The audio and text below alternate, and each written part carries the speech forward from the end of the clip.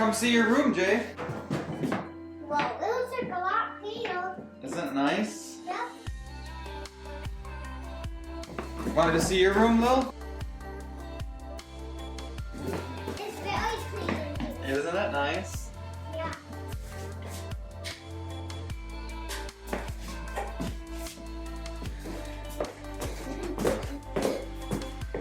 You want to see the bathroom? Yeah, I didn't know you could do that. Yeah, I put the sink in there.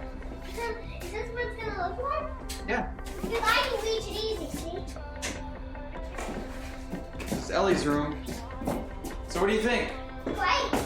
Hey everyone, before I get going, we need to talk a little bit about where we're going to take this house design-wise. From time to time, Sarah and I will talk to each other, and then we look on the internet, we talk to family. Sometimes I put stuff out on Instagram for just ideas, just bouncing ideas off of people. We'll probably do that quite a bit in the coming months because there's a lot of design things that we may want just to kind of know how everybody feels about it or what they think of it. There's a big debate on the internet when you have an old house and when you go to do the designing to try to stay true to like the soul of the house. And I agree with that 100% to a point. We are kind of choosy on the type of material that we use for that kind of reason. The most recent conversation on the internet is I put a picture of this on Instagram.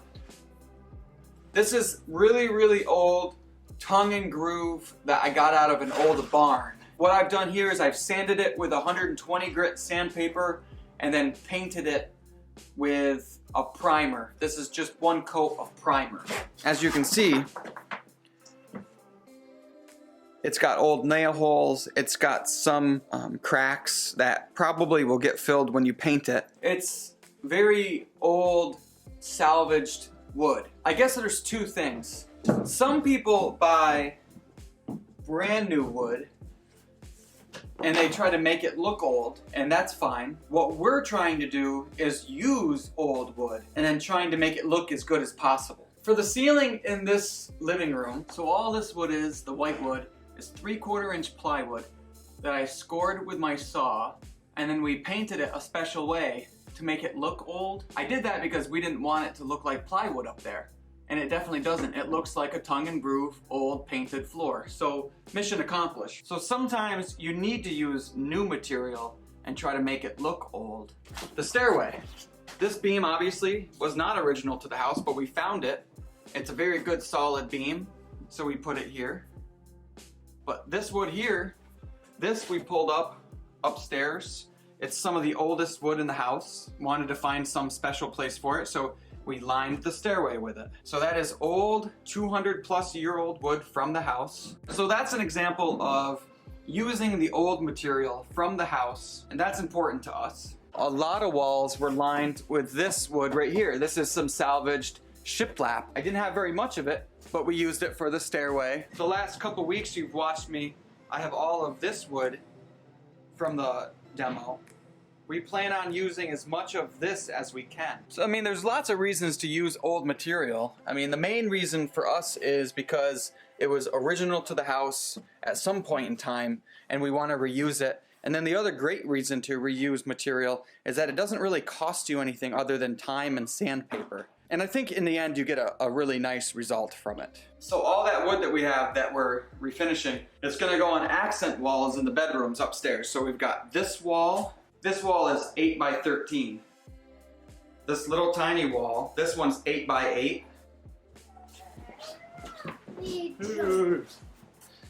And then Lily's room, again, 8 by 8. So I would rather use this type of material than new. I hope that sort of kind of explains our thought process when it comes to trying to finish the house. I'm always open for suggestions or ideas, but at the same time, I hope everybody understands that we're gonna do what we like and what we like to look at. I think that makes perfect sense. Some of the people that I follow on Instagram are very strict about it, like it's not your house. That, you know, if you have an old house, then you have to do it this way, and if you don't, then you're not respecting the heritage of the house. And I am not one of those people. Should you keep in mind the age of your house and maybe the style of your house when it comes to design? I think yes. I think to a point, yes. But it's your house. You pay the bills. You pay the taxes. And if you like a certain thing, then use it. It's obviously something that I'm pretty passionate about, but in the end, you do what you want to do.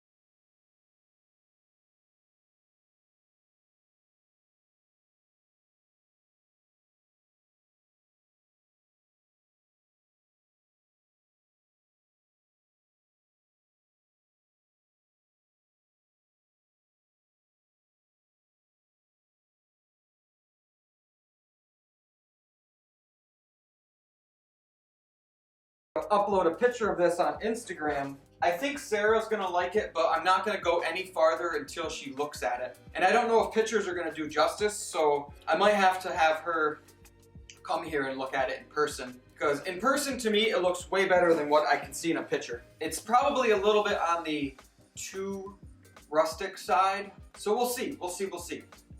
I don't know, we'll see. How many times can you say we'll see, Lucas? I don't know, we'll see. That's it. I'm gonna head home, I guess. I didn't do a ton today. I got 50 pieces of this stuff inside, and I was able to get the nails and sand and paint 10 pieces. 8 pieces. All right, Sarah and I just talked about it, and we're gonna go with this. I'm going to denail all the wood. I'm gonna sand all the wood. And then we're gonna put that on the wall. And then what we're gonna do is we're gonna either oil and then a polyurethane or just polyurethane. If we don't like that, then we can always paint it. You can't go the other way. And I am kind of leaning towards the oil polyurethane wood look. We know that we like the painted look. I'm actually gonna keep these just the way they are, these painted pieces. Because what I'm going to do is I am going to line all of the closets with the same wood, but it's going to be painted white. That will make a nice bright closet. So I've got about 50 pieces to denail and sand. That's the plan. Oh, Jesus, lead me to that river. No, you can't make a drink a drop. Fill it up with gold and silver. Show me something I ain't got.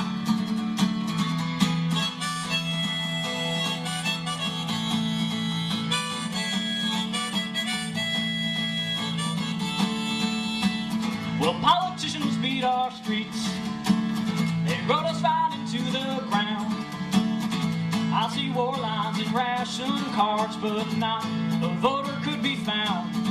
Oh no. Give me some of them tears. Tears ain't no water. Oh, your tears, they taste like wine. Tears straight from your daughter. I drink bottles at a time. Oh, well, there's some things in life I can't. Well, got the boards sanded with 40 grit. 40's pretty good. Surprisingly leaves a pretty nice finish too, but I'm gonna go over it with 120 next. This represents how much I need for one of those 8x8 walls. It's more than what I need, but I'm kind of gauging that I might have to cut it up a bit, you know, cut the ends off, things like that, but this should be enough to do one of those 8x8 walls. 20 pieces. See that right there?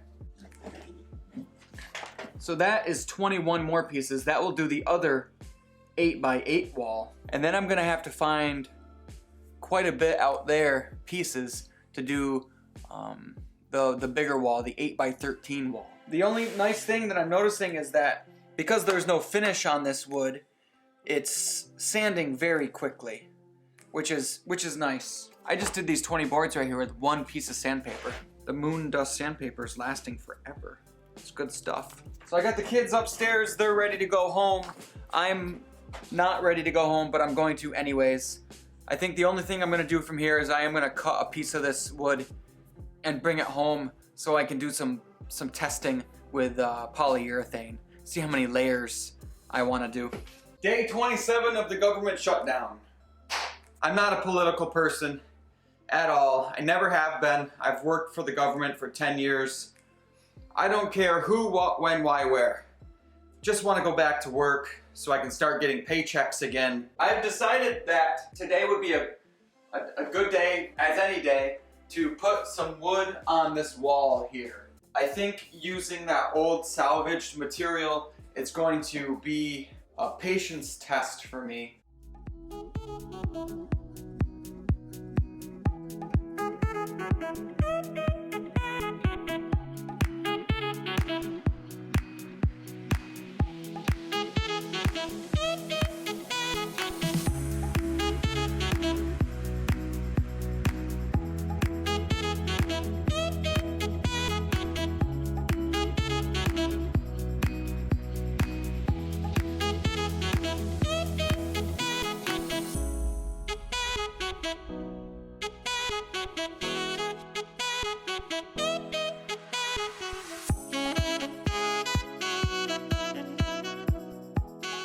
So the trick that I've got to put this down, this wall's not perfect. It's just because probably the way I pieced in all this sheetrock. I'm trying to keep it level because, you know, with horizontal lines, if you get off a little bit, you'll know it. So the fun part is going to be cutting around these electrical boxes because I didn't bring any of my tools to cut with.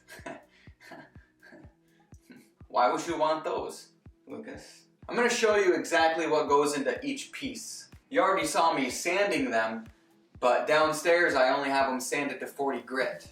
So I want to show you why it's impossible for me to get 18 pieces in one day. I'm going to take you through the whole process.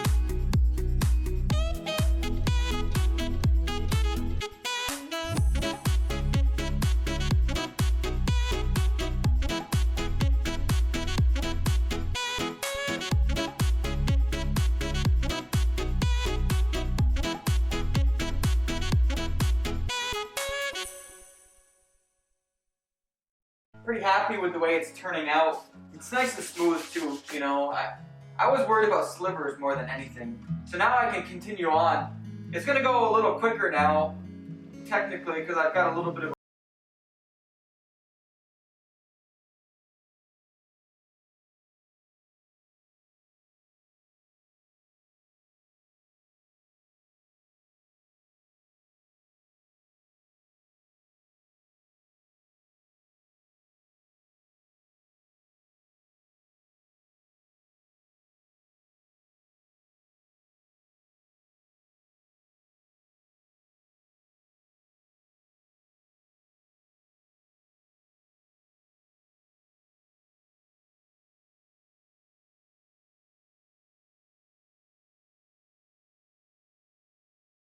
honest, I don't like it. And I think I'm gonna sheetrock over top of it because I don't really want to take it down. It'd be a lot of work. And it would be that much better of a sound barrier just having another layer between the rooms. I am just 100% kidding right now. It is awesome.